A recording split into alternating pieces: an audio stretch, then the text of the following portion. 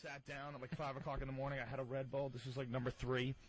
You wrote that this morning? Pot lollipop. Wait, what is that lollipop? It's a pot lollipop. Pot lollipop. Are you kidding? No, I'm not kidding.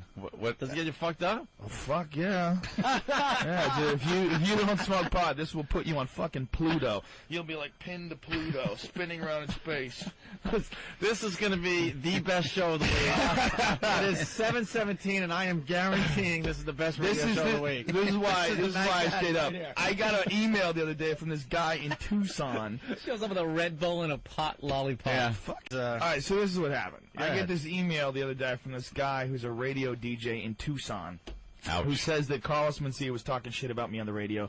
Do I want to listen to it? I say, okay. So he sends me the audio file. And it's Carlos basically saying that he came to the Comedy Store and that he went on after me and that everyone in the Comedy Store calls him the Punisher. Like, he's completely out of his fucking mind. And that the only reason why everybody says he steals jokes is because they're jealous.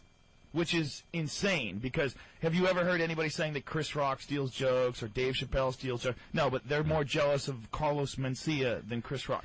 All right, here's the problem with this guy.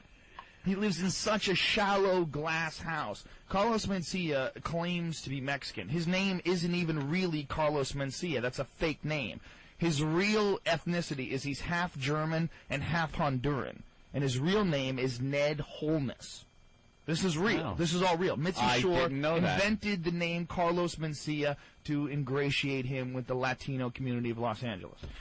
So this fucking retard. Name is Ned? Yeah, his name is Ned. Yeah. He's got a fake name. I mean, this guy's so fucking stupid. His whole reasoning for why people call him a thief is that they're jealous. They're jealous of him. This fake fucking Mexican living this fake life, stealing people's material. All right, so what he says is basically that... I got the audio, by the way, if you want to go through it. What, him on stage? Yeah, no. Oh, of the show? Yeah. Oh, that's beautiful. You want to do that, or what? It's short clips. We can. Sure, we can go on. But what's even better is what I did is I put the audio on my website, and I hired a personal cameraman. So my cameraman happened to be there the day Carlos claims that I was watching him from the stage, and instead what we have is me on stage and him watching me. Pacing around the room, watching me. The guy imitates everyone, including me, all the time. He steals from everyone, whether it's George Lopez or Paul Mooney or old Richard Pryor albums. The guy's a fucking idiot. And all he does is rehash other people's shit or rewrite other people's shit. You know, you do a joke about going to the fucking zoo, whatever it is. And if it kills, he'll do a joke about going to the zoo and just rewrite your shit. He's a weak-minded fucking simpleton, and he doesn't know that people know he's a weak-minded simpleton. Wouldn't it be great to be able to, like, hear this shit and then go like, fucking Rogan, I'm gonna kick his ass. But Rogan's such a fucking animal. You can't kick his ass. Well, I mean, why would you want to kick my ass? Because I'm telling the truth? That's the crazy thing. I'm not running around saying that great comedians are shitheads. I love comedy, and that's the whole point. The thing that I wrote on my website, joerogan.net, the whole thing I wrote this morning at 5 o'clock in the morning with no sleep, is that I'm a huge fan of comedy. To this day, still am, always will be. You know, if I'm at the Comedy Store and Chris Rock shows up, dude, I'm the first person who wants to sit down. I want to watch great comedy. I love it. I love somebody who's got a unique point of view. I love somebody who comes up with some new shit that they crafted. I know this guy sat down on his computer and wrote this all out and tried it on stage in 15 different comedy clubs, and then boom, there it is. You're like, whoa! Like, I remember when Rock was at the Comedy Store and he was working out his Oscar shit. Dude, like me and like 10 other guys sat in the back of the room, fucking howling, loving it. Love comedy. Hate fucking thieves! That's all it is! I hate fucking thieves! Does it fucking infuriate you? I know the kind. I don't know Ned. Just call him the phony Mexican or Carlos Menstealia. That's what we call him. What he's talking about, like, the most brutal thief isn't the guy who just takes your whole joke. It's almost like Mad Libs. Like, they'll just, like, say he's saying you go to the zoo and you got a bit about a gorilla. He makes it an orangutan. You know what I mean? Yeah. He was taking Dane Cook shit. did that to me. He was taking a dump. Dane Cook did that to me. He did it on Premium Blend. He did my joke about fucking tigers. He did it with rhinos. Genius. Fucking genius. You know, there's so much of that shit going on. It's fucking insane. It happens in radio all the time, too. Of course it does. But the new thing in radio is like, everyone steals from everyone, so it's okay. Fuck that it is. You know, I love when you guys do something, you credit people. That's the way to do it. And that other douchebag that was, you know, doing your shit on channel 152 that you guys were torturing for a few days. Jim Phillips? Yeah, that fucking idiot. That was awesome. That was fun, wasn't beautiful. That was one of the last shows I listened to before I got a new car, and I have to get XM in my new car. Joe, you ever have somebody come up to you, right? You just did your set, you killed, some bitch just killed, and somebody comes up to you and is like, yeah, you know, I used to do some shit like that. And you know they're lying. Oh, yeah. Yeah, I used to do a bit like that, but it's a little different. You don't have to worry about it. You can still do it. You can still do it. Thank you. They give you permission. Weak-minded cocksucker. You know the best one I ever got? I had a guy actually say, you know what? I was thinking of doing some shit like that. That's funny. It's just like, after I said it? And then, coincidentally, they bring back their old material that they never did in the first place because they now set it up by saying that they used to do that material. Yeah. That's wonderful. And what's really brutal is comedy clubs don't do anything about it, man. I mean, it's just the most frustrating thing in the world for a comic to know that your art, what you do, what you put out, is supporting this club, keeping it together. But these people are like fucking cannibals, and they hire these scumbags, these fucking thieves, these just fucking simpleton cocksuckers who can't come up with anything. These weak-minded motherfuckers who just rehash your shit. And these comedy clubs hire them, and they expect you to all work it out. They expect. I've actually heard that argument. Hey, you guys got to work that out with yourself. You fucking know he's a thief.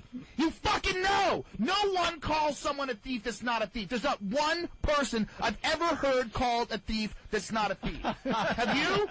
Have you ever heard one person called a thief that's not a thief? It doesn't exist. There's thieves and there's regular comedians, but those thieves, they fucking make it through. They sneak through the net somehow or another because the comics don't do anything about it, because the club owners don't do anything about it. These motherfuckers, they swim upstream and they make it. Yeah. And they have millions of dollars and they're driving fucking fancy cars and everybody goes, well, you're just fucking jealous. And you're just sitting there going, holy shit. Holy shit. Is this for real? Is this for real? I guess in comedy it's just completely accepted. It's not. These people are fucking pussies. They're afraid. They're afraid of conflict. They're afraid of standing up. It's less accepted in comedy than radio, definitely, because these guys are always bitching behind the scenes. Yeah, but they're bitching behind the scenes. But then, like you said, the comedy clubs don't do it. Well, yeah, comedy clubs. The comic is probably the last priority in the comedy club. Like, it's just get someone in there that's going to make these people fucking pay. Right. And that's pretty much their priority. Oh, yeah. They don't care about the comics or the fucking, like, there's supposed to be some kind of ethics or some kind of, you know, you guys are supposed to work things out. Yeah, we're supposed to. How many asses are in the seats? How many asses are you putting in those seats? That's it. How many asses are in the seats? Well, let's play this audio, because now everyone is very interested in what Carlos Mencia had to say. And you can go to my website. Show. It's all up, along with the video that my cameraman got of Carlos watching me in the back of the room, all that shit. And if you ask nicely, he'll tell you how to get the pot lollipops. You got to get a prescription. A prescription? Yeah, I have a prescription. Are you medical shitting marijuana. me? They No. are prescription I went lollipops. to a doctor. I said I have headaches. He said, when do you have headaches? I said, whenever I think about the fact that pot's illegal. And they just fucking write you out a piece of paper, and you go to a cannabis club, and you can buy weed. And A cannabis club? Dude, I have pot soda. I have pot lollipops. If you just were locked in my house, you could get high for 6 months. You would never have to leave. I've never seen those at a pharmacy, though. No, they don't exist at pharmacies. How do you get a prescription? Will you take a prescription to a dealer? I'm gonna be at the. There's I forgot where it's playing. Shit, it's at my It's on my laptop. There's the Stony Awards are in New York City Wednesday night, and Fear Factor won for best. It's the High Times Awards. All right. Fear Factor won for best reality show, and I won for best reality show host. And so go there, wherever the fuck it is, and people show you how to do it. Man. Right? But they're saying that because they haven't seen me. Right. So then I go in there and I show them what can be done, and they walk around and go, oh my God, everything I heard about Carlos is right. That guy is sick. Nope. I mean, I'll walk into the Comedy Store, dude, after legends walk in there. Right. At like 1 o'clock in the morning in front of 12 drunk people. Sure. And I'll get a standing ovation. Right. Because I love that place. Sure. I mean, it just, dude, it's just, oh. Yeah. And then all the comics walk. That's where I got the nickname The Punisher. Right. I got the nickname The Punisher because who was in there? Oh, yeah. Let me make this up real quick. Oh, yeah. First of all, nobody calls that guy the Punisher. They call him the phony Mexican, or they call him Carlos Menstealia. That's all anybody calls him. If you go to the Comedy Store, that's what you hear. Oh, dude, the phony Mexican's here. Or Carlos Menstelia's here. And what happens, everybody gets nervous because Carlos sits in the back of the room with a fucking tape recorder and watches people's sets. I had never heard of the Punisher. Oh, yeah. Chris Rock was on stage. All right. And I was with some buddies, and they were like, man, Chris Rock is unbelievable. They're all like creaming their pants over Chris Rock. Yeah. And I went, he's great. He's awesome. And I disappeared. And I told the guys, I want to go on after Chris. So I went on after Chris, and I just destroyed the room. Yeah. And then from that point on, all the comics are like, that's the guy. That's the guy, man. He's the one. The Punisher right there. That is so fucking insane. If you knew the atmosphere of the Comedy Store and how much that guy is loathed, this would be hysterical. When he shows up, everybody goes, ooh. That's what everybody goes, this motherfucker. And a few guys, like, they'll open for him on the road every now and then. It's like, hey, Carlos, what's up? You know, they just want that $120 check every now and then. You know, just thinking how much Raymond Pride fucking noodles they can buy with it. That's it. There's no people to talk to him. Oh, man. Oh, I get. He steals other comics' material. That we've heard a lot. Yes. Put these rumors to rest. Well, we get comics who come in here and have made those comments before. But they make them because they can't explain why I'm funnier than them. Right. So whoever said that? Was that part of Joe Rogan's shtick with you, though? That because didn't Joe out Dennis Leary on Howard Stern and all that? Hold on, real quick. I think that. First of all, I outed Dennis Leary in Playboy magazine, and then I didn't even bring it up. We talked about that. Someone called it up when I was on Howard. Yeah. Someone called in, and they brought it up, and I said, okay, here's what happened. And I always tell everybody that I was a Dennis Leary fan. When I first started out doing comedy in Boston, I remember the first time I saw Leary, I was like, holy shit, this guy's fucking awesome. This guy's really funny. And then I saw Hicks, and I was like, okay, what the fuck's going on? These guys are doing the same shit. And then I talked to all the comics in Boston, all the old school comics, and they all said Leary's a thief. And I was like, whoa. I was like, well, why are they hiring him? Well, that's just the way it goes. I was like, holy shit. Holy shit. And you know what? No one ever wanted to listen to someone who nobody knew who the guy was. You know, when I was on news radio, if I was running around yelling Dennis Leary's a thief, everybody would be like, fuck you, who the fuck are you? You know, and then finally, you know, like, people knew who I was, and they asked me when I did this Playboy magazine interview, you know, what do you hate about comedy? What bothers me? I'll tell you what I hate. I hate fucking joke thieves. Do you want to name joke thieves? I said, fuck it, yeah. These are the people that steal. And I started going off about Dennis Leary, about how much it bothered me, and how much it freaked me out that this guy could just take somebody's ideas and rework them and make a career out of it. It's fucking crazy. Dennis Leary's first album was so similar to the Bill Hicks stuff. It was same scary. material. It was scary. But then you look at Locked and Loaded, the last one that he did after Bill died, and it's a fucking steaming pile of shit. It's awful. Because that's Dennis's real thoughts. That's his real creative material. That's his real shit. Leary on Howard Stern and all that. I think that's what happened. See, those guys want to put me down because they got nothing. They got nothing on me. Yeah. They got nothing on me. So then they just throw that out there. Here's how I could prove it to you. I mean, to anybody. I don't have the time to steal other people's material if I wanted to. What the fuck does that mean? What the fuck does I don't have the time to steal material, but what, you have the time to write material, you fucking asshole? What does that even mean? I don't have the time to steal material. That is the most insane defense I've ever heard in my life. I don't have the time to steal material. Whoa! Whoa! But yet you're sitting in the back of the fucking room every time I'm on stage watching me. My whole fucking set. And I got it on videotape, you cocksucker! And it's on JoeRogan.net, and anybody can watch. Anybody can watch you watching me. And me watching you bomb for about 30 seconds and leaving the room. Get that up there. I want to see this now. You can watch it. My cameraman made a whole video. Because keep playing. I'll explain the whole thing. Buddy, I don't have the time to steal other people's material if I wanted to. Right. Let's just theoretically say that I wanted to steal other people's material. The past 10 years, I've been doing the road 50 weeks a year. Right. 50 weeks a year. So you don't have time. I couldn't be in two places at the same time if I wanted to steal your act.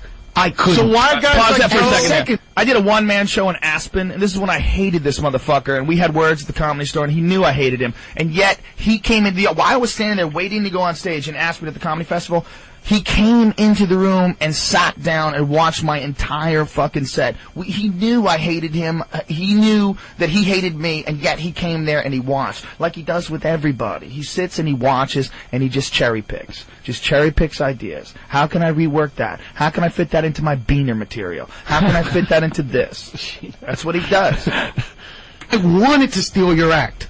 I couldn't. So why are guys like Joe... And secondly, they can't do my jokes. So why are they saying that? Oh, those jokes are so fucking hard to do! Fuck! Black people, fuck! White people, fuck! What's up, white people? Come on, take a joke! Fuck! Those jokes are so fucking hard to do. You fucking craftsman! You goddamn fucking genius! Would you compare white people to Mexicans? That is insane! How do you do that? How do you rework Paul Mooney's material, take out the word nigger, and put in Mexican? That is fucking genius! Where do you come up with these thoughts? Are you taking DMT? Are you lying in an isolation tank? Are you tripping on mushrooms? Where are you getting this creative burst of fucking genius? Please, tell us, oh Punisher. Please, tell us. Hey, you fucked up, asshole. You talked about me on the radio. You gave me, it's open season on phony Mexicans, you fucking piece of shit. Sorry, carry on. That's the pot lollipop talking. How many more Red Bulls are you going to have this morning? That's all I need to know. One, dude. That lollipop's filled with hate. Other shit, too. Yeah. The hatred. The lollipop's almost gone. You know what? This is 10 years of this kind of hate, man. I've watched this guy for 10 years do this shit. 10 years steal from everybody, man. So why are they saying that? Why are they making these Because comments? that's the only way they feel better about themselves. That's the only way they can explain why I do better than them. Why aren't they saying it about other comics, though? Why you? Because those other comics aren't that funny.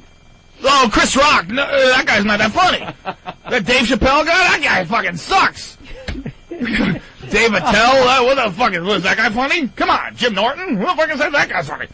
Bill, comment? I mean, step up! I live out here, man. I've never seen the dude. It's that East Coast, West Coast thing. Dude, no, it's one of those things. Everything he's saying, I've heard time and time again, but, you know, I heard the same shit. Robin Williams, they always say that shit about him, but it's like, I never seen it. You know what the real problem is? Yeah, they say Robin Williams is a huge thief. I'm sure he is. Everybody that I know that have ever seen him back in the day said he was a thief. Steve Pearl, who's a guy who was at the Comedy Store all the time, said Robin stole a bunch of his shit and had to give him checks for it. But you know what? None of Robin's peers ever stepped up. None of Robin's, you know, none of those guys that were like big comics back then ever got on the radio and say, this guy's a piece of shit, you know? No one ever published an article in a magazine. Nobody ever stepped up and wrote a book about it. Nobody ever put an article on their webpage. Nobody ever stopped it. Nobody who had the power to stop it ever stood up because they don't want to distract from their own career. They don't want to, you know, focus on, you know, the possibility they might be jealous of this person. They want to just, you know, do their own shit and just try to hope he doesn't steal from them. You know, like Jay Leno said, oh, just write faster and they can fucking steal. Write faster. How about kill them and bury them in the fucking woods? Write faster and they can steal? I'm 5 minutes away from doing the rest of the show as loud as him. I'm sorry. Fucking Joe Rogan! Dude, no, I'm loving the energy. Come on, let's go! Fucking mad. Because it's happened to me a bunch of times, and you write something, and Billy, you can back me up on this. You know what it's like. You get a bit, and you. Yes, I do. Bill Burr doesn't have a network show yet, so. You know, you come up with an idea, you tweak it, you find the right way to do it. West Coast, man. I don't. You know what I mean? I can't. Well, but it's not even him. I'm talking about joke thieves in general. There is a West Coast, East Coast comedy thing going on. So there's no joke thieves on the East Coast, right? No, I'm just saying that, you know, I would trash a guy if the dude stole one of my jokes. I saw him do it. I definitely knew it. I've heard all this shit about Carlos, but you know, my whole career has been out here. I don't even get half it. I didn't know what a fucking beaner was. That's like how, when he's like, I know what you're thinking. They finally gave a beaner a show. And my girl looked over at me. She goes, what's a beaner? That's my only thing about him. He does his act like everybody grew up right outside of San Diego. All right, we got 2 more clips here. They're short. It's true. You're right, actually, Frank. It was Joe Rogan to Dennis Leary, and Dennis Leary actually came out and called him out on it. Yeah. And Joe just cowered. Why is Joe hysterical? You didn't cower. By the way, I was following that whole thing. There's no cowering, dude. from Dennis Leary? Was he going to cough on me? What's going to happen? That's an easy one. You could just get all the CDs and see which one was done first. No you know what, man? I get Bill Hicks' Relentless, and then get Dennis Leary's first album, and you'll see. And I'm aware of this. Yeah, and I'm aware of this really intimately because the producer of all of Bill's albums is Bill's best friend, Kevin Booth, who's a really good friend of mine. So I got straight information right from Kevin, who told me exactly what Bill was going through, how Bill was freaking out, how Bill and Dennis were friends in the clubs, and he couldn't fucking believe that Dennis was doing his shit, and Dennis is doing shit that he did on an album, and he's doing his No Cure for Cancer thing. He's like, this is insane. Like, how do I stop this? Was it just accepted back then? No, man. Just nobody did anything. Nobody stepped up and said, hey, fuck you. You know, nobody stepped up. Nobody stepped up. No, That's what it is. Once you get to the point, if you're putting, asses in the seats, they don't care. So it's up to you guys to kind of like police Club the thing. owners don't give a fuck. But what about you guys policing the thing, making it uncomfortable? That's what I'm doing right guys? now. That's what I'm doing right now. Take him to the octagon. That's what we're doing right now. Take him to the octagon, Joe. We're making the phony Mexican uncomfortable right now, and I want everyone to know. UFC rules. Come on. But kick some ass. You need a lot more of your fellow comedians to step up. Well, you know what? Absolutely. You guys got to police your own. You know what? He fucked up. Because if he wasn't talking shit about me, I wouldn't be talking about him right now. We would be talking about whatever. Well, because we've gone after a bunch of radio shows recently, and their excuse was, everyone steals, so it's okay. And we're finally saying, no, it's not okay. It's just not okay. It's not. And that's I heard Chuck Liddell ripping you off. What are you going to do? I'm going to hide. Cover my body and curl up in the fetal position, hoping he gets tired of punching me. Animal. But if Gilbert Godfrey ripped you off, that would be no problem, right? That would be a different story. Clearly. Joe's a tough motherfucker, man. Leary actually came out and called him out on it. Yeah. And Joe just cowered. Yeah, why is Joe true. all of a sudden determined that he's the arbiter of comedy and he's going to put everybody in check? What's up with Joe? Because I don't know, man. It's insecurities. It's like, look, when I go on stage, okay, this weekend, for example, I'm going on stage with 11 other comics. Okay. We're doing 12,000 seats in L.A., 20,000 seats in San Jose, California. Right. All right. So we're doing this huge venue. I'm telling you right now that from a competitive standpoint, I want to be the funniest guy on that stage. Just like I want to kick everybody's ass. It's just like everybody in radio that does morning radio. They want to be the funniest show, the most popular show. Sure. But at the end of the night, that doesn't matter. Yeah, you're right. Because it's all about putting the effort forth. I think the force is with you, Carlos. Don't listen to that Joe Rogan. Wow, that guy's really funny. The guy at the end there was really funny. I like that line. Did. Well, probably got a big laugh in Arizona. So, what? Let's keep going with the clip because at the end of it, this is the last clip. Yeah. You want to hear the greatest story? Here's the greatest story. Here's the greatest run-up story to that. All right. Joe was on stage 2 Fridays ago, and then I went on after him. Oh boy! And he got off stage, and he was just like watching me. Pacing, and I could see him like look in the back of the room, and then I'd get a huge laugh, and he'd walk out, then he'd come back and get a huge laugh, then he'd walk out, and then I got off stage and I left. And the next day, I got a phone call from some of the comedians, and they're like, "Dude, we don't know if we fixed it, but we made him admit it." And then listen to how full of shit that sounds. I mean, if you're someone who knows how to read people when they're lying and making things up, just replay just that. We made him admit it. Listen to this. All right, hold on. I gotta do a little something here. But we made him admit it. What the fuck are you talking You're a about? psychologist too. They made him admit it. They made him admit it. What? Admit. Yeah, well, what? He'll play it again. Oh, I will. No, I mean he'll say it again. He'll say what it is. They're like, "Dude, we don't know if we fixed it, but we made him admit it." And then Made him admit what? Right. So here's what they did. He was talking smack about me, and they said, "Dude, you can say whatever you want about him, but you know what? He doesn't steal people's material. He's great, and you know what? Right. He kills, and you have to admit that. You can say you hate him, you say you don't like him, but you have to admit that he kills." And he was like, "I will not admit that." And they're like, "You have to, dude.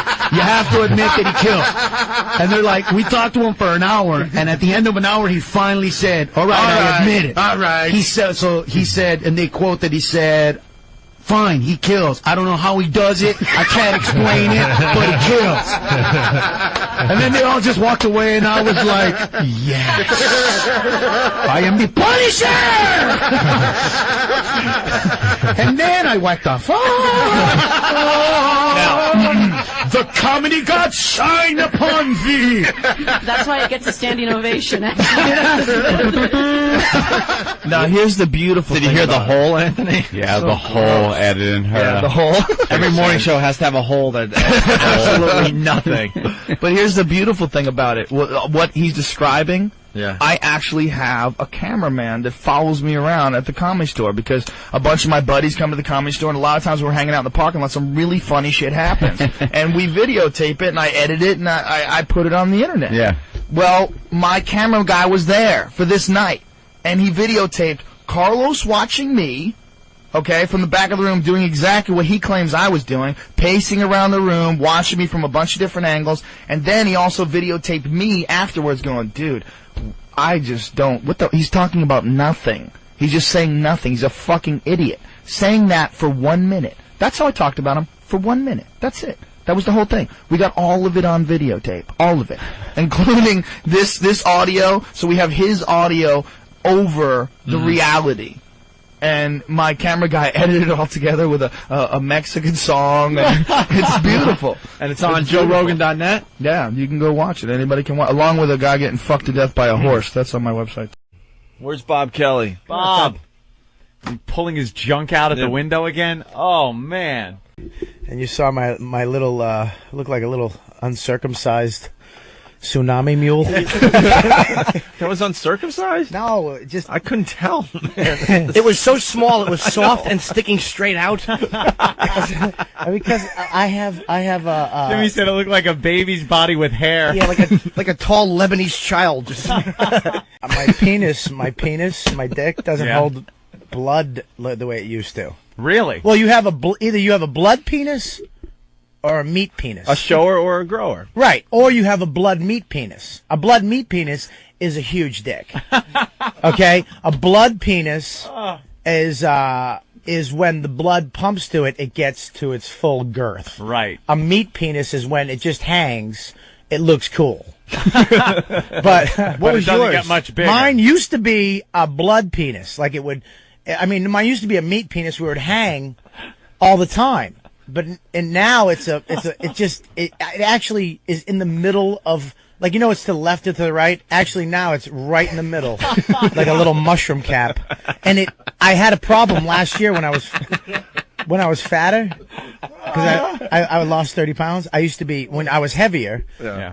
I literally had a problem because I don't think blood was getting down to my conch. Really? And it would actually pop in. Stop it. I swear to God, I'd walk in on the street and I'd feel it pop in, and I'd have to rub it to pop it back up. Are you kidding? Because blood wasn't getting down to my scro. So it would pop in. It would pop. I could feel it. You'd feel it go like. You could. If there was a sound, that would be the sound, Anthony. And it would just kind of pop in. And what would you? I'd have to rub it and pop it back out. I'm like a genie making a wish. I wish I had a cock like a man. I know. Can you come back, Bob? Bob I can't believe I'm asking you to come back. Why? Why? He had some great It's stuff the first today. time I've ever asked you to come back. Bob had some great stuff today. I'll be really. Anytime I've been here, he's like, "All right, thanks a lot." Like it's my last time ever. Yeah. He really does give But me. I can't believe I'm actually saying, Bob, please come back. Why? I know the first time I was on the show, I had a hard time. But Now he's all casual. I know. He holds Hands his in his pocket he with holds his his coffee cup. holds his coffee cup nicely. I'll back you up. Looking all confident. The first time I was in here, you had a wiffle ball bat in a girl's vagina. You did well the first Yes, you did. visit. Yeah, well, I said a couple. No, words. you were fine. Yeah, I was fine, but still, it was. When can you come back? Tomorrow. No, not tomorrow. Monday. No, look at me. Not Monday. When could I come back? Keep going. Anytime. Tuesday? Oh, you son of a bitch. How about next Wednesday? Oh, my God. You are such a sadistic. Well, that's the day we get back from Oh, yeah, we're going to be a little We're actually tired. on the first Monday. How Tuesday. about maybe Thursday? Hey, a week from today. No, but I got to fly out of town then. Oh. I want to do it. I want to be here on Bobby's show. Of course. And then Friday, I'm gone. I'm in Pittsburgh. Norton's like, I don't want him here when I'm not here. But I wanna be here with you. Then we're in New Orleans. Right. Hey, how about this before you set me up for this fucking shithead bit that I'm just catching wind of now? You motherfuckers. You're gay. Good morning to all of you. Pleasure to have you here. Petite, this is really a sweet book of these classic fables by Aesop, and they're retold by your artists who are people who have developmental disabilities, including autism and Down syndrome and mental retardation, cerebral palsy. What is your goal? What was your goal, LA goal? Rapunzel, Rapunzel, let down your Pete Rose haircut.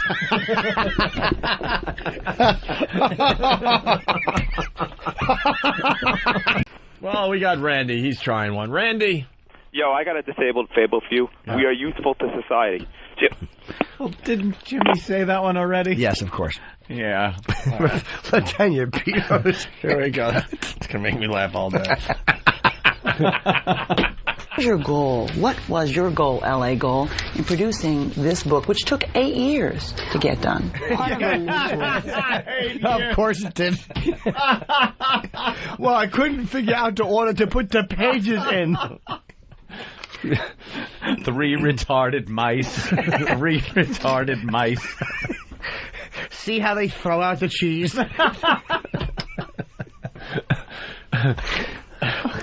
Hey, well, Ken in Florida might have a fable. Yes, Ken. Hey, boys, love the show. How about Jack and the Bean Brain? Later, boys. Punch it out.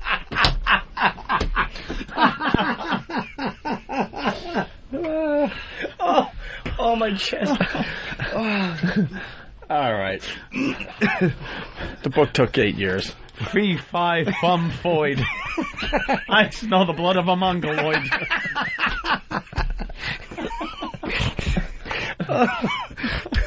Fee, fi, fo, fum. I hate God because I'm dumb.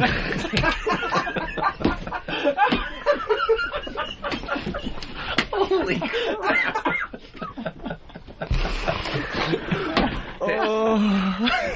Barney in Pennsylvania.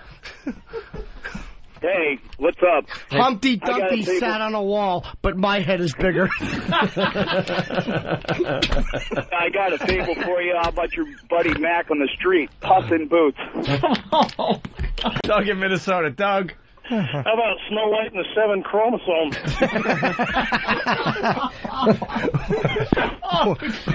Or it's Snow White and the 7 Dwarfs, but they're all dopey.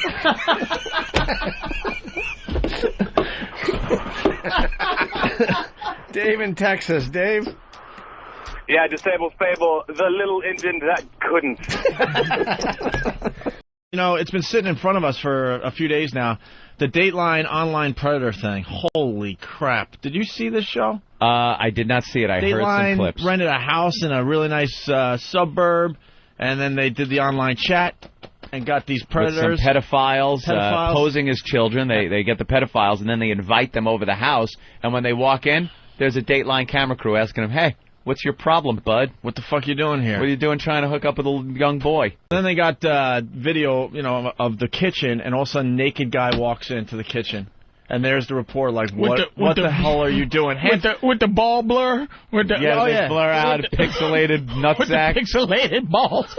And the reporter, just disgusted, hands him a towel, looking away like, ugh, cover yourself, and then we'll talk.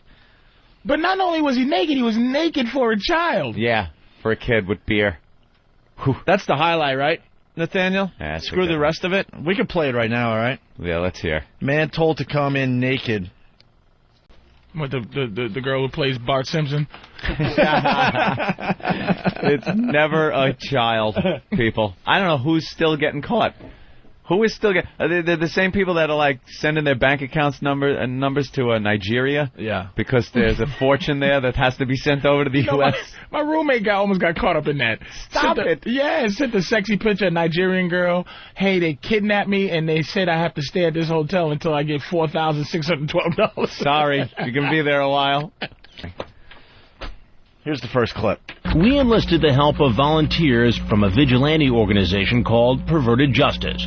Volunteers of this controversial group are experts at pretending to be children online in order to catch and expose potential predators. And in most states, soliciting a minor for sex is still a crime, even if it turns out the minor is really an adult posing as a child. He had to stop at the bank first. While some in law enforcement strongly oppose any civilian group conducting sting operations, perverted justice volunteers say they are often able to provide authorities, from local police to the FBI, evidence to build cases and get convictions.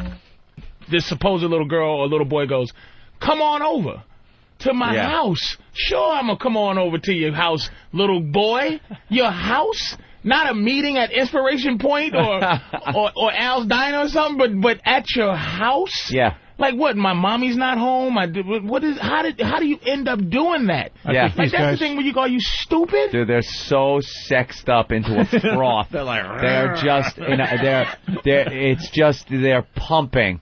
Just the thought that they are going there to have some sex with a kid is all logic goes out of their head. Oh my God! They lose their minds. Yeah, come on in, sit down, have a little.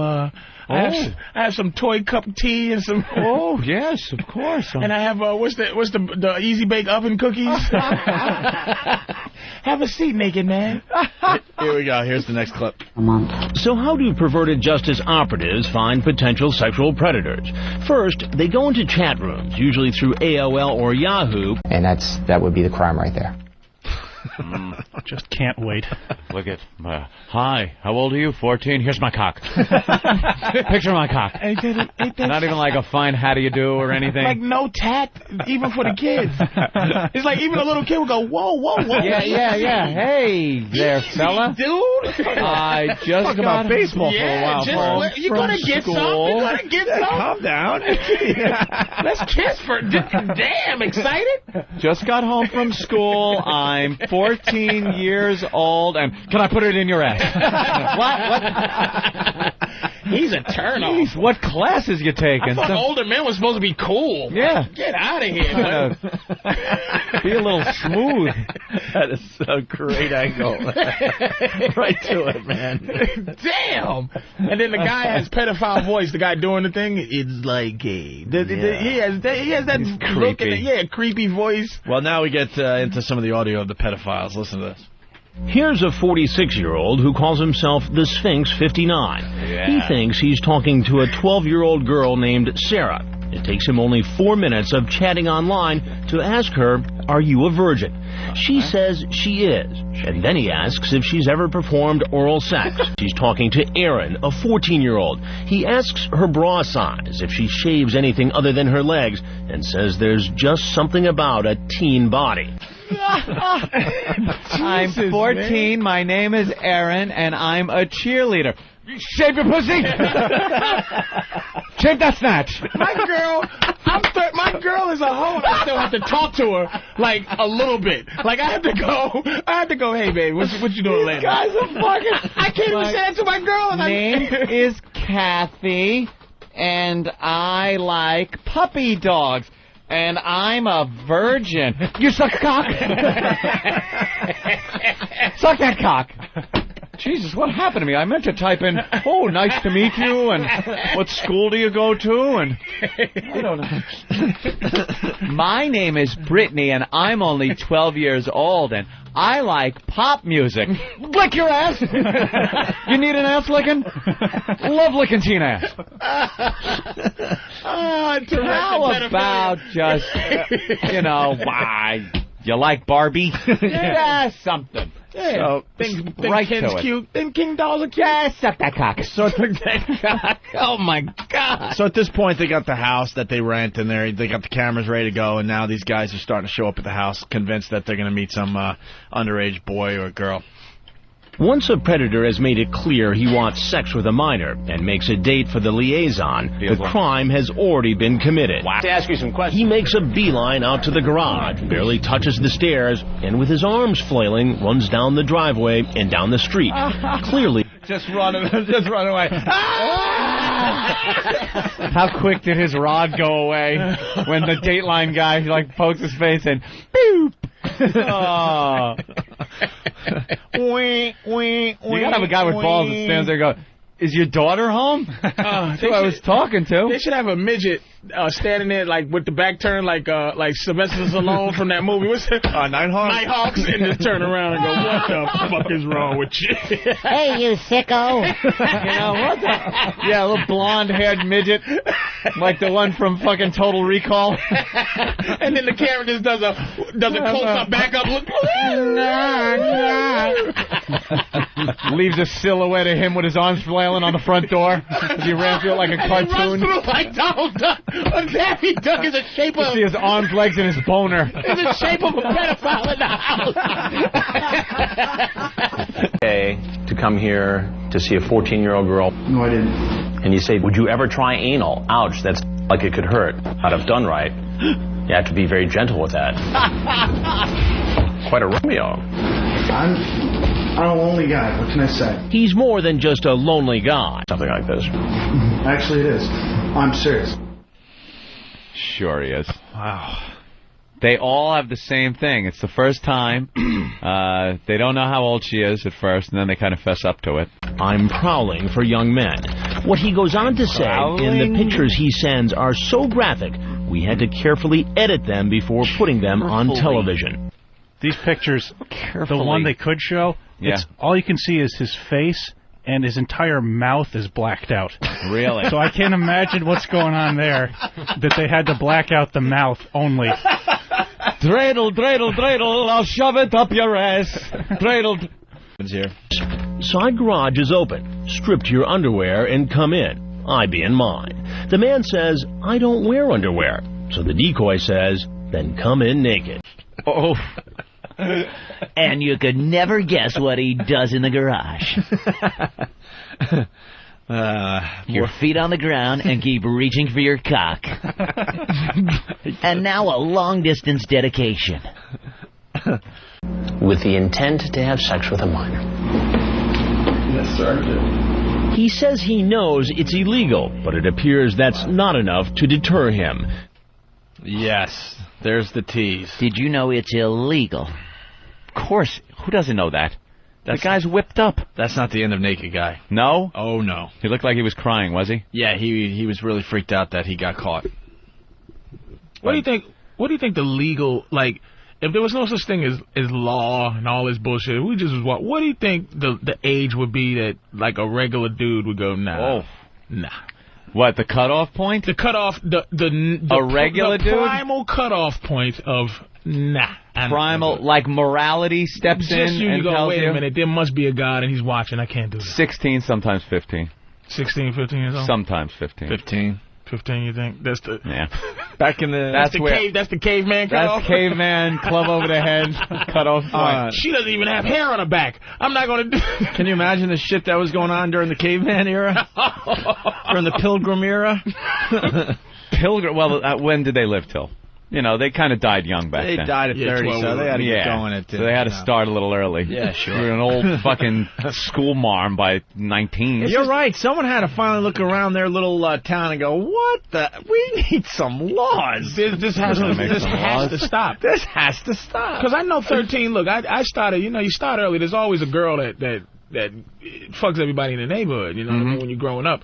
So we started at 12 and 13, you know. Yeah. And the girls, you know what I mean? So I know... But they're talking about, you know, it's not 13 on 13. 13 on 13. That happens. You're talking, you know, this guy's in his 50s trying to hook up with a 12-year-old. But they got the game of a 12-year-old. Yeah. Like, coming over. Like, they don't have any skill. I can shave anything else besides your legs? It's not even seduction. They're not seducing the kid. No. It's the mentality of a 12-year-old. We're doing our own marketing at this point. We got a huge hit today on Good Morning America, Anthony. That was huge. National. This Eric kid is unbelievable. He really is. This Eric kid's going to go far. He was a huge hire for the program. Absolutely a huge hire. He got the job done again today. Good Morning America. And he has these just massive, huge Opie and Anthony signs, wow signs, our cartoon faces, just massive. It wasn't just a little thing where you're like, wait, what was that? I mean, You couldn't help it. It was the whole thing. It was very distracting. You weren't looking at anyone else's sign or anything in that shot. No. Not even the anchor, the person that was doing the report or anything. You're looking at those stupid, colorful signs popping up and down. There are a lot of good signs we have around the office. People send in some really funny ones. Oh, people send in. Ben, that's a lot. We got a great sign. Some listener sent in. It's hilarious. It says Opie Anthony XM, and above it in big yellow letters it says "shit dick." Yes, because people listen to the program. They hear us they hear us talk about things. They heard us play that song, "Shit Dick," and then they send in signs. That was a fine song on the Panzerfaust record label, Shit Dick. It was a little song from Panzerfaust Records, Shit Dick. 1992. Who wrote Shit Dick? Now we got to play the song for all the new listeners. Ed Norton. Mrs. Manicotti walks in. Oh, Judas P. Shit Dick. Little song, Panzerfaust Records, Shit Dick. Oh, Mr. Cramden. Boy George Shit Dick. Freddie Mercury Shit Dick. David Bowie Shit Dick. Rob Halford Judas Priest Shit Dick. There you have it, the song that started it all, Anthony, right? Yeah, this was sent in by Panzerfaust Records, and it's an assortment of really bad racist and homophobic music. Yes, Eric was the first one, or Ben, that heard the commotion? Hold on, Ben. Hold on. It's Ben. Oh. Hurricane Ben. Look at him herky jerk to this song. It's Ben. Have a herky jerky. Yeah, no, I heard the door. I was in the office. I heard the door slam. It sounded, these doors are really heavy. The studio doors? Yeah, they weigh about 500 pounds each. These are soundproof, heavy doors. I just heard, so I couldn't believe how loud it was. And by the way, it's impossible to slam that door. Try it. Someone try to slam this door. Hope wants that you door had slammed. to be so pissed to actually slam. It was way louder than that. Yeah. I heard it all the way across the hall. It was loud. Someone was pissed. Someone was pissed, and that's all you heard. I was on the computer. I wasn't really. But I then heard. You were trying to get the latest gossip. Yeah, of course you are. Yeah. What happened? A door slamming in Boston. Shit dick. In our studio. Now, this sign is meant for... This is like coming into our house when you enter that door over there. What that sign is meant for is for assault on the media. Eventually. That's like our atomic bomb. Yeah, that's like phase 3. Yeah. When it gets boring. You know, eventually it'll get boring just to see our names in WoW and FM when we want to ruin it. And then we'll start really up in the ante, yes. Because if you're sitting there watching the news and all of a sudden you see Shit Dick pop up, man, that is such a treat. I guarantee if you're at home watching and you see Shit Dick pop up, Shit Dick, Opie and Anthony, you will laugh so hard you will have to go to the bathroom. You might hemorrhage. Yeah, it's one of those things because you see it on TV and it's shocking. Shock. It's shocking. So you see, and that's what the sign is for. Right. But, people that don't know the backstory might see that and think, we're hateful. But this is our playhouse. This is our playhouse. We have stuff in here. Right, and we don't and if someone wants to come in and use our studio because it's roomy and big enough to have guests in, it's not our problem if they're offended by some of the stuff that goes on in here. Well, who was using the studio? The people from the Broadway channel. The Broadway channel. The Broadway channel. On Broadway. Nice. Who runs the Broadway channel would be offended by Shit Dick. I don't either. I cannot imagine why. I don't know. All right, so what happened? So they come in, they set up. Now, who were they interviewing? I don't know who the lady is, but she had to be pushing 50, so she's well established in Broadway. Mario Cantone. Mario Cantone. Oh. Shit Dick. You have to say this, Cartman. Shit Dick. Mario Cantone. I can't do the impression, obviously. So anyway, they come in and they're setting up, and the engineer that they're using makes sure that our settings are fine. They redo it so they can do their interview. They do the interview. Yeah. About 25 minutes. interview goes by. All done. The actress gets up with her publicist and leaves. The Broadway guy's here, and somebody who's, I think he might be the head of the New York Theaters Guild. Mr. Faversham? The New York Theater Guild guy is sitting right here on the lesbian couch. Oh, boy. And If only he knew. They're talking with the person Close as he'll get to vagina.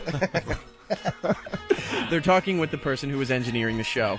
And I see the Broadway guy's face just getting all mad. Uh-oh. So we're in the producer's studio doing some work, so we turn it on, pot it up so we can hear what's going on. Oh, I wish you taped it. We tried to, but they would have known we were taping it. We tried to. We really did. Wow. He's all upset, starts complaining to the engineer, saying, you know, doesn't XM have some kind of line of decency that this stuff is inappropriate in the They workplace? hired us. No, they don't. In the workplace. In the workplace. In the It's like- work. This isn't a workplace. And We get to while just screw off. That's our jobs. This isn't work. This isn't an office that you go to work in. Stop confusing radio with a workplace. Well, it is. No. That's the people that do confuse it. Only get to a certain level and wonder why nobody knows their name or cares Right. about them. That's why, stupid. Believe it or not, this is a place like an artist's studio. They see the guy getting mad, so we pot it up and we're listening. And he's talking about, doesn't XM have some kind of line of decency that everyone has to follow, in the workplace? And while he's saying that, he leans over, and that sign was on the floor at the time. The shit dick sign. Picks up the shit dick sign, and he starts waving it in his left hand, right? And he's like, Would have been I mean, great. look at this. Shit dick. You know And what he says should it have in a done? deep Grabbed voice. a camera and snapped a picture of him holding that sign up. We'd have put it up on the website.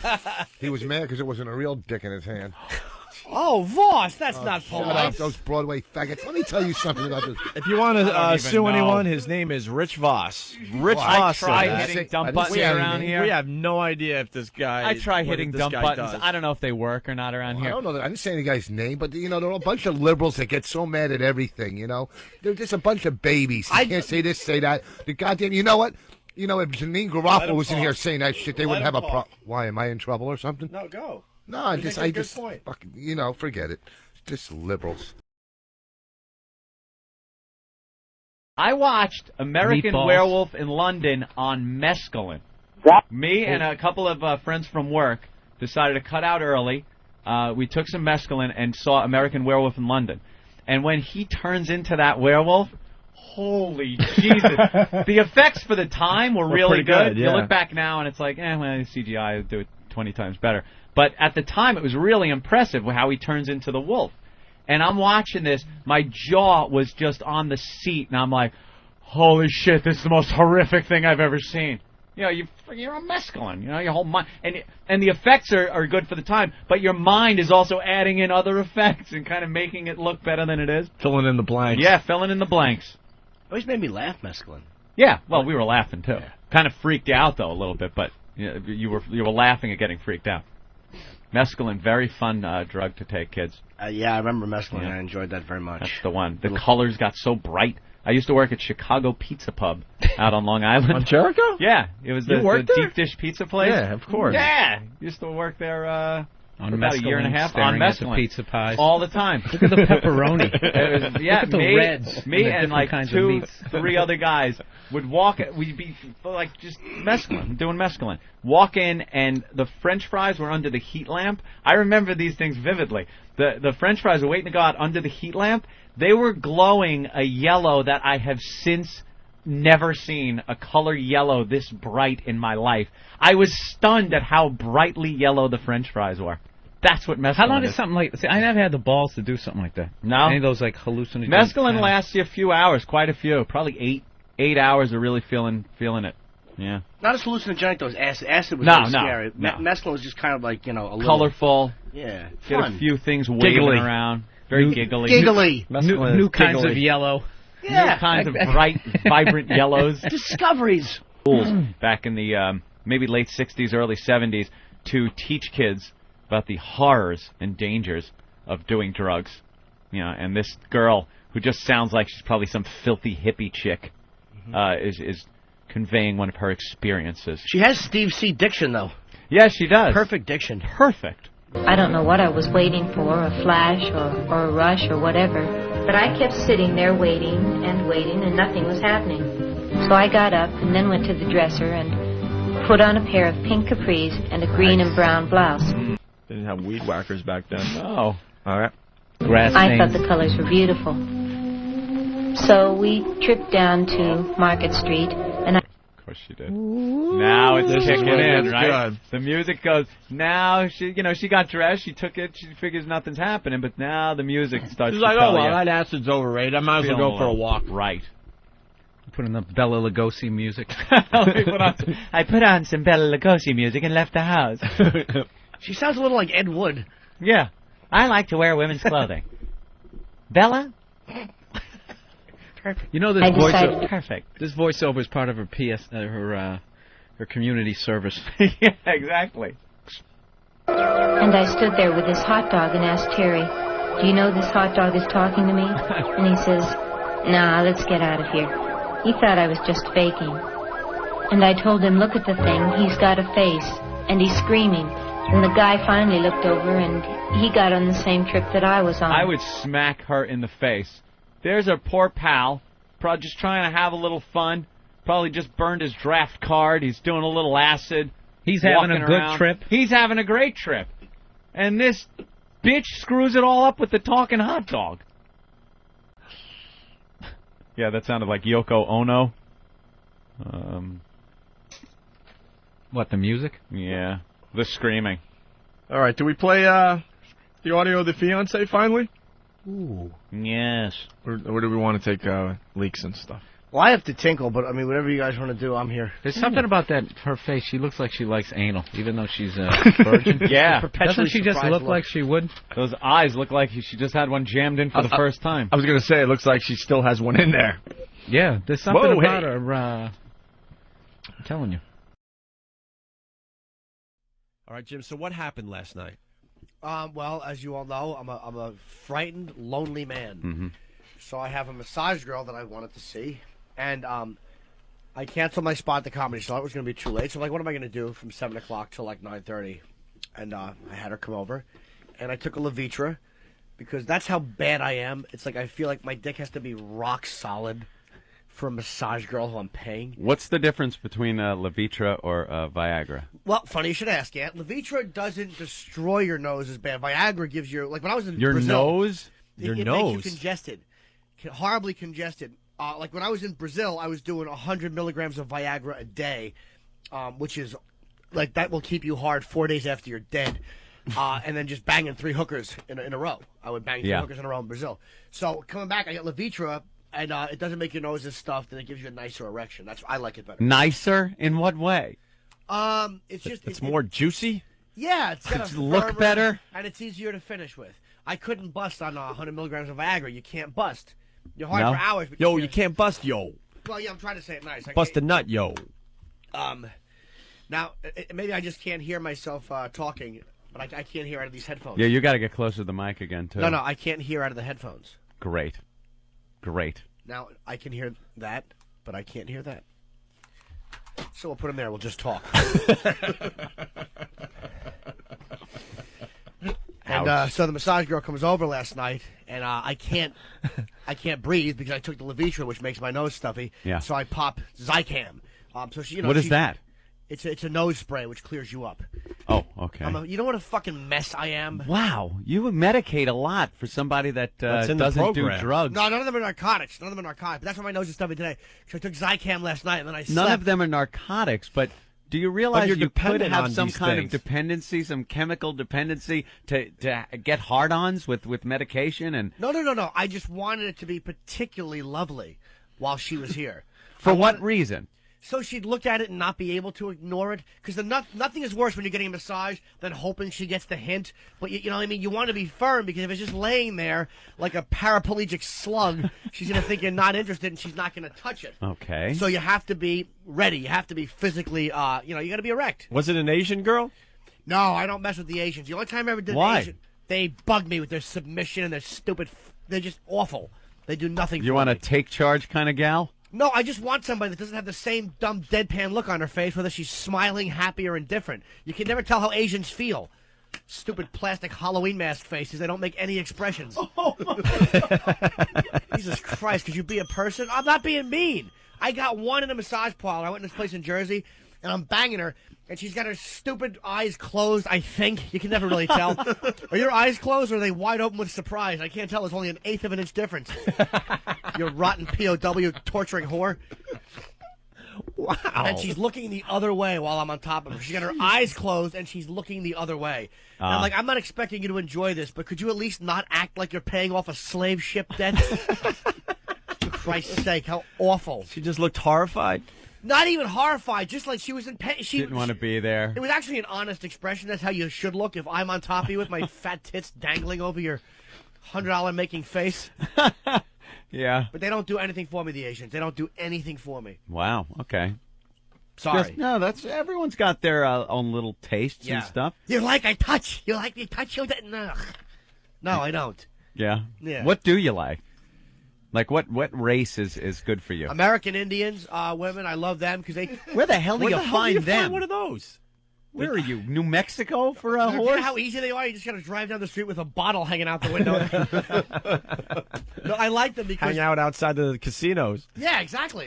Is that where you get them? I like larger, as you all guys all know. I like larger. I'm not even being nasty. I like larger lips in certain areas. I like larger lips, and Native American women have that goes big. They do, like a big buffalo. Wait, Yeah. where do you find the Native American women in New York City? You really don't find them anywhere. But like when I hear a girl say that she's part American, thank you, buddy. When I hear a girl say she's part American Indian, I'm like, I know she's gonna have camel toe you can see through a comforter, and that's what I prefer. Like you like to say, you want it to look like a chimp's face. Yeah, I like the type of vagina that could just as easily fit onto a brontosaurus. Just like when you pull your panties aside, I actually want it to flop Thanks, out buddy. and go like this. I want to hear it. I want to hear your droopy. Like when I like when a girl tells me, like, I was so embarrassed to get dressed in front of other girls in high school. I had to face the locker. I get clear stuff coming out when I hear that. Really? Yeah, because I know it's just a big meaty mess. You like that? I love that. You like it to look like Abner Louima with his head turned sideways? I understand. Oh, I really. Yeah, I want it to look like it just got punched. Like, Jesus, who just punched you in the vag? You're swollen. Yeah, I like that. Big. Like you get a cold compresses for her out of just concern. Like I want it to look like her vagina just smoked an exploding cartoon cigar. To me, that's sexy. That's hot. Nice. Okay. Oh, that's hilarious. So now you got this girl, this massage girl, and you have a raging one because of the Levitra. Levitra. And which, by the way, the Levitra commercials are awful. Isn't it with the one with the guy and his wife or girl or whatever it is, and she goes, it gives him more what does she call it? She doesn't even call it like a hard-on or something. Of course not. That would be honesty in advertising. No, you're not gonna say that. Yeah, because he gets a better erection, gives him more pep, more quality. That is, yeah. It gives him a quality erection that he's looking for. Do they say erection though? No, not even. They use androgynous words that could mean anything. Yeah, really, it's awful. And the guy just looks like, oh my God, you just know what was happening before he got the Levitra. Yeah, like she's just completely unsatisfied. He's got a limp noodle between his legs. She's looking at the pool boy. That's how they should sell Levitra, by the way. They should show like a really strapping young black guy with a white chick, and they should say, "Are you tired of this happening? Take this pill, you Eastern European fairy." So you get her. You're all juiced up on the Levitra. Oh yeah, and it looked really good. It looked did? It had nice. Very girth proud to of it. you. Oh yeah, fantastic. And so she starts, tugging, Mhm. and then she's like, "You want to fuck?" Wow. And I'm like, "Yeah." That's pretty forward. Yeah, I like that. She wasn't a shy girl. Chinese girl never would have said that. She would have just closed her eyes. And, whatever I wanted to do would have been satisfactory. Wow, she asked you if you wanted to. Great. In Japan, actually, they came out with the man pillow arm. Do you know what that is? No, what is that? Oh, I saw that in the paper the other day. It's a pillow. Yeah. Well, it's a pillow and it has a man's arm, so the lady could kind of cuddle it. What? Yeah. It's a pillow, but it has a man's arm with a white glove coming on it, which is I guess that's perfect in case you're a kid and you want to feel like you're being molested by a pop star. There's a white glove on the arm, but you sleep on it, and I guess it feels like you're being cuddled. What lonely person is getting this? I really, how codependent are you? Let's just say pillow with arm, alcoholic father not included. Why would anybody want to sleep like there's somebody else there? How about a pillow that wipes itself off and leaves as soon as you're finished? This road and the half road. All right, what do you got today? I stopped off at a horror house out in Nevada the other night. You did? Yep. And? Is this a 3-part joke? No, I think I'm pretty sure about the stock. She talked me into paying a whole hour, and she said I could have the whole hour due, you know, how many times I wanted. Yeah, about 10 minutes, that was it. Cut me off, kicked me out the door. Oh, you blew your first one in 10 minutes, and she said you're done? Yeah, she whipped out this little vibrator thing and stuck it underneath my sack, and that was it. I was done, and she got up, got dressed, and kicked me out the door. Jim? Yep. Is this protocol? Yeah, they call it how many cups you can get. Can you get more than 1 cup or 2 cups for the hour? But normally I pop once. But yeah, some say you can get more than once, but you're dumb if you believe that. So it's like either you come or an hour, whatever comes first. They never give you an hour, dude. Unless it's a high class course place. not. Never. They're gonna eat you quick, and then you're. Did I tell you some guy tried to rob me when I was getting a whore probably about 2 weeks ago? Get out of here. Oh yeah, it wasn't a violent thing. I was I went to this hotel. He said, please. Yeah, it wasn't violent. Yeah. I went to get a whore online that I had talked to online, and I called her, and I show up there, and she opens the door, and she goes, "All right, baby, I'm letting somebody out. Give me 5 minutes," which is kind of annoying, but I'm like, all right, why not? So I go wait in this area of the hotel, and this black guy walks out, and I see him walking around, ready to get on the elevator, but he's on his cell phone, and I'm on my cell phone. I'm like, why is he hanging out? It's kind of creepy. If it was a white guy, would you have thought twice? Yeah. Just because I knew somebody was coming out of that apartment or that hotel room, and I'm like, I just didn't like the vibe of it. So he finally walks over to me and goes, "You waiting to see whatever her name was?" And I'm like, "Yeah." And he goes, "All right, I'm with her, but you got to pay me before you go in." Oh, like what a gag. He was implying that he was her. That's a good game, man, that he's got going. I'm like, "What are you talking about?" He's like, "Well, she told you she was just letting me out, right? Well, this is how we make sure that there's no He was so good, but I knew he was bullshitting. But I'm like, I got to have that confirmed with her. I'm going to call her number. It's like, well, her number forwards right to my phone. He held his phone up. This guy was terrific, but he kept trying to get me to give him the cash. Do you mind if we dance with your dates? Wow. Was his name Sport? Was his name Sport? Was he asking if you want to, you could do her in the ass, you could do her in, never mind. Well, what's that from? What reference are you trying to do? That was from Taxi Driver. Come on. Oh, all right. Oh, Sport. Okay. All right. I cursed that microphone is working today. Oh, all right. I'm putting it away. No, I was waiting because I knew it meant something. I knew it was a reference, but why can't we have technical problems when we want them? Brother Joe, everybody. So now you're going to like cheap hotels and stuff for the hookers? Well, no, that's where she was staying. She's from out of town. So I go there. This guy tries to get me to give him the money. He's always got a story. He was so good, this guy, though. Thank God I have some prostitute savvy. Right. What did you say? I'm like, I got to have this confirmed with her. But I didn't want to tell him to go fuck himself because it was fairly legit because sometimes these girls will have a driver. It separates them from the actual cash. So if you're a cop, you can't bust them for anything. So it actually made some Guy's got a pretty good scam. Absolutely. But I'm like, I got to have it confirmed with her. He's like, well, you know what? You can just go see another escort because we can't have this. And he's like, look, I just can't have you hanging out here in the lobby. He wasn't menacing or threatening. He's like, I can't have you hanging in the lobby. I'm like, look, let me just talk. And she called me while he was standing there. And she's like, are you coming in? And I'm like, well, I'm talking to your friend. And she's like, my friend? I'm like, yeah, your friend Jay. And she's like, I'll call you right back. So I wound up going down to the lobby, and she called me again. Like, this is from the hallway. And she's like, could you tell security that he's up here hassling me? And whatever, he's trying to rob me. And I'm like, oh, okay, that's what's going on. I kind of figured. So I called security. I just told security. And they got him out. Someone's trying to rob the hooker. Yes, exactly what it was. Yeah. What kind of security? The hotel had security of some sort. And so then I wait a few minutes. She has to transfer rooms, so I sit there and wait, and she transfers rooms. This image I'm getting conjured up in my head is just this shithole hotel. It was, like, it's not this nice. Yeah, how bad was the hotel? No, it was okay. It wasn't great, but it wasn't a total dump. I don't remember that. It was on the Upper West Side somewhere. It was like one of those no-name places, like it's between this and this. And no, I don't. I know absolutely nothing of what you're speaking. There's a million hotels up there. Like, you wouldn't even think they're hotels. You walk by, all of a sudden, it looks like a big apartment building. You're like, oh, it's a little hotel. Just look for the color gentleman on the cell phone in the lobby. Yeah, with the red coat. So what do you get from this one? I just got a Hummer. AIDS? Chlamydia. Chlamydia, right. There you go. That was Just it. a Hummer. Jesus. So did you say anything? Did you see the black gentleman? I didn't see him after actually that? leave. I told security, and then I talked to her, and she's like, she switched rooms, and she's like, come on, and her stupid key wouldn't work. She had to go down the lobby 3 times to get a new key.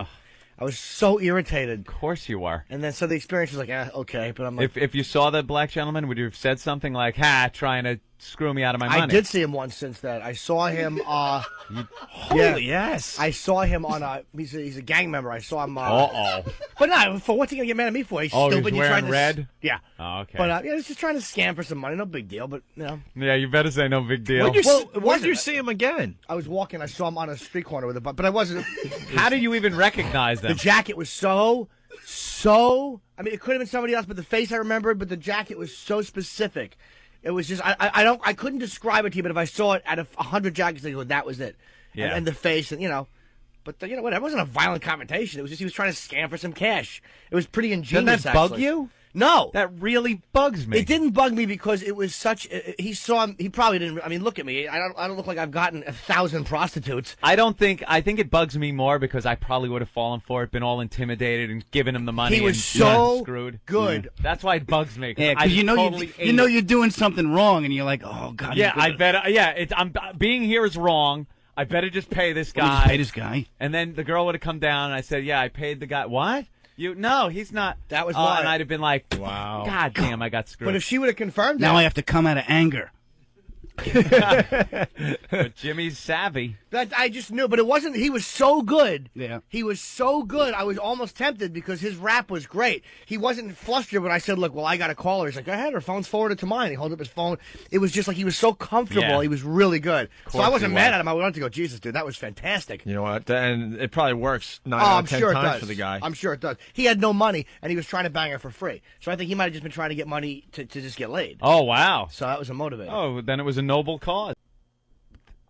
People telling us to calm it down on satellite radio. It's satellite radio. It's satellite radio. This is where there is no FCC. It's the Wild West. Well, they feel that because they open the channel to everyone, that some people are going to just kind of, their elbows are going to hit their XM satellite radio, and then by accident it's going to go on 202, and we're going to be in the middle of some crazy sex act. And then, of course, the mom who's driving the minivan is going to have the kids in the back car. Can't believe what she's hearing. It's going to take her at least 5 minutes to turn the channel, and by that time, all the damage done to the kid, and now it's our problem. I had to walk out of the diner because we were sitting down, and I had to take a dump, and I swear to God, I was so upset. I'm like, I'm going to shit my pants at the diner at the table. Just from being upset. Just been being so annoyed in the filthy bathroom. I had to go home. Yeah, so... Ben, could I have the Lysol, please? Did you fart already? No. No. I did not. It's the megaphone. Oh my God, has bad breath on it? Smells like I was talking with my ass. Oh. I think it's from the onion bagel. Like I can't talk into it right after I eat an onion bagel. This is the portion of the show where we prove that Jim Norton's life is truly pathetic, just like he's been telling us for years. Everyone thinks I exaggerate, and people don't understand that from head to toe, I am garbage. I will Anyone be else Bob notice Kelly that- with a tear dripping down my eye for this story because it is sad. Anyone else notice that Norton had nothing to say to Candy? Well, I didn't want to, again, I don't C-block other guy, and Of if he's got a course. thing going, it's like, I'm not going to jump in and say something stupid to ruin the mood. If you were listening to Cherry Darts on Friday, it was obvious Plus, that- you didn't mention it, that's why I didn't mention it. Yeah, I know. Well, now it's time to mention it. We were going to mention it anyway. Oh, You yeah, I kidding me? figured. I wasn't going to let this one slide. You shouldn't. No effing way. So it was pretty obvious that a lot of people took a liking to Candy because she's young, Right. she's hot, she's only been in porn a few months, and she's obviously willing to do anything. She's obviously a nympho. She took a liking to Noah. But there's no secret when a girl comes in here, Norton will kind of feel these girls out and also feel them up. Oh, cut it out, Hope. And we got Candy to, mess with Norton's mule and stuff a few times during the show. Through the pants. And Norton was thinking there may be something there because she did get all, flushed after she touched your mule. You were thinking maybe that I might be able to get something going on here. But not the way you think. What do you mean? We were joking around about,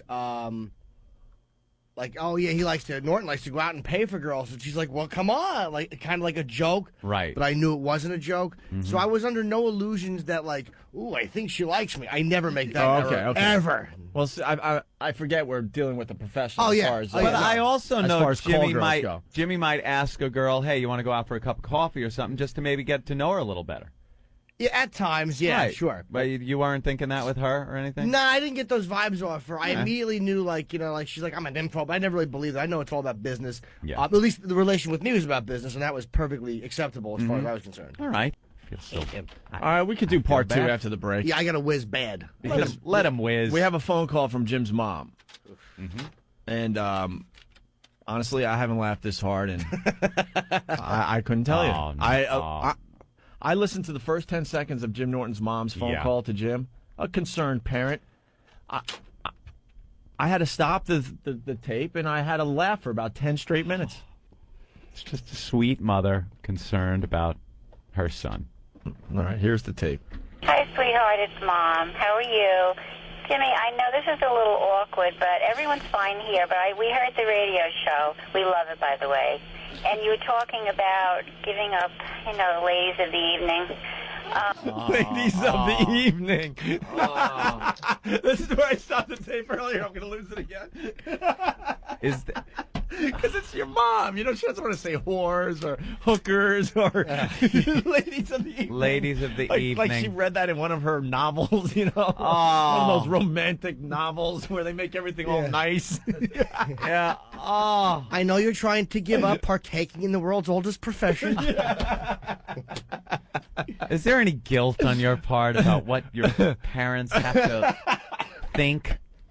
Well, I feel bad that I'm so honest, but no, I have no guilt. I love my parents. I get along great with my parents. No, I don't. I've hung out guilt. with Jimmy's parents. They are the nicest, sweetest people you'll ever meet. I know, but the fact that they even have to make phone calls like this. Yeah, I do feel a little bad. Not only that, but my mom has to look at her like her librarian friends. Right. My mom's a librarian. She just retired. She's a librarian. She's gonna look at her friends, make eye contact. Oh, your son, toilet chest.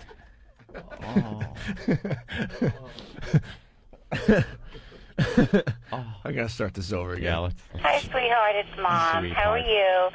Jimmy, I know this is a little awkward, but everyone's fine here. But we heard the radio show. We love it, by the way. And you were talking about giving up, ladies of the evening, which is a wonderful thing. But you know what? Dr. Phil always says replace something with something. Dr. Phil? How does Dr. Phil get into this? I don't know. I don't know. Because she's a mom. She watches Dr. Phil. She picks up some tidbits of psychiatry and decides she's going to help her boy. I have to know what Dr. Phil says about weak-chinned man with fat tits and prostitute habits. What does Dr. Phil say about that? What would Dr. Phil say there? Mom? She gets her advice from Dr. Phil, and she's going to pass it along to her little son. Little Jimmy. Get off those ladies of the night. It's a good thing. Keeping it positive. Jimmy Robinson and Helen say that if you want to replace something with... God, am I an ass? You want to replace Monster Rain. Which is a wonderful thing. But you know what? Dr. Phil always says replace something with something. So I was thinking, you have that nice gym downstairs. And, just for like 20 minutes to half an hour and you would feel better.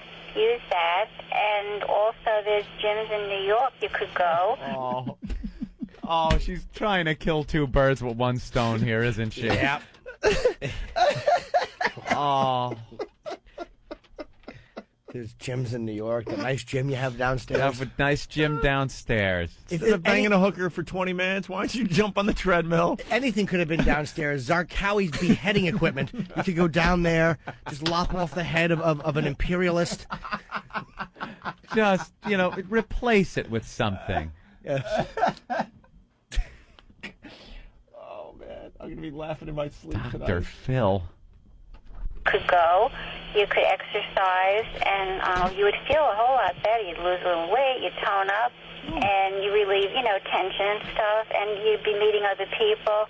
I don't know, honey. I just thought it might be a good thing. I'm sorry. I'm interfering. I know. I'm thinking of you. Nobody. You could work out, tone up. I wouldn't have to be embarrassed to be seen with you. Yeah, maybe you could not look like Philip Seymour Hoffman in Boogie Nights when you wear a half shirt. She's telling me to tone up. Let's translate that. Maybe if you got in the gym, Noah wouldn't have gotten a fucker for free, fat tits. That's what she's saying. Maybe if you had a little stick-to-itiveness, you wouldn't have to cough up 1,000 or 500.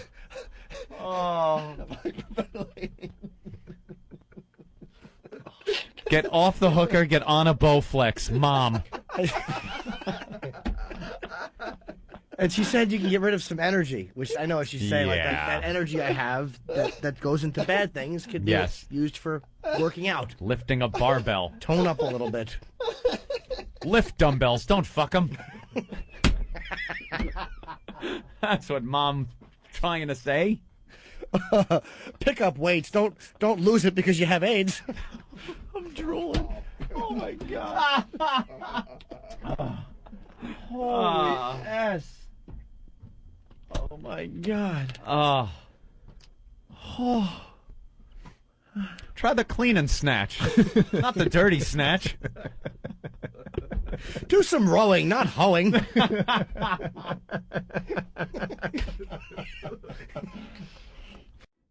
Hi, Jimmy. Yeah, I love you. Hi, it's our Bud Dwyer. Just take that with you. That's what I did. I felt a little bad because I couldn't get the whore. One in the mouth. Works fine.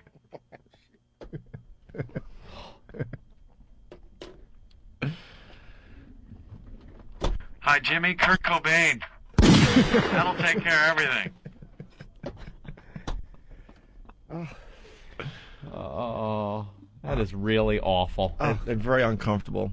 I'm just devoid of worth. It's nice, though, your mommy calls you like that. Yeah. To talk about whoring. Making My you parents feel always leave better. me nice messages, you know? How Yeah. are you? It was just when she said ladies of the evening and then Dr. Phil and tone up. Tone up. You could tone up. Yeah, read between the lines. She's almost saying, like, look, I understand why you have to go to whores. Do a sit-up.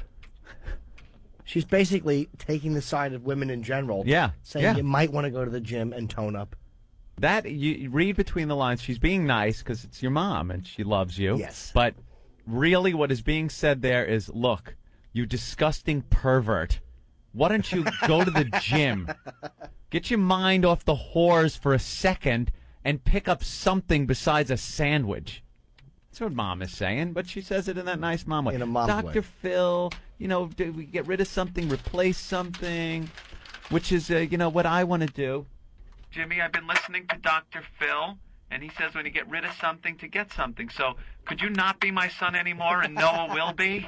Is that at all possible? I would like to get rid of you and have a nice, attractive son that can get the whore for free.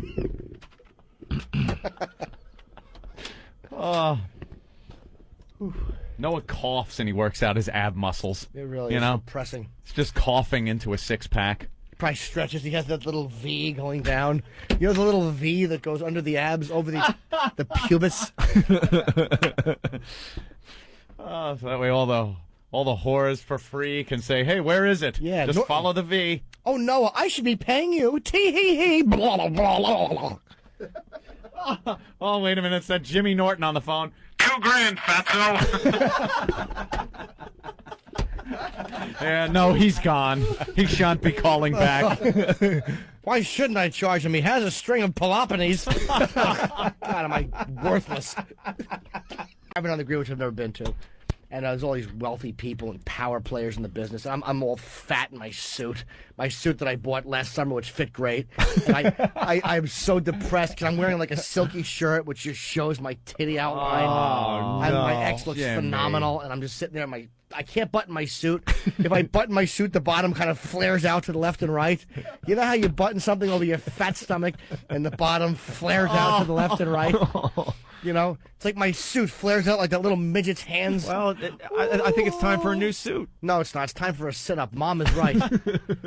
Maybe you could tone up and not have to buy new clothes every 4 weeks. You know, the gym right downstairs, you lazy bastard. Yeah, you don't even have to leave the building. Yeah, hit the 2 before the L, you fat pig, and do a little Stairmaster. Then go down and get your car and cruise prostitutes and pretend you don't know they're trannies.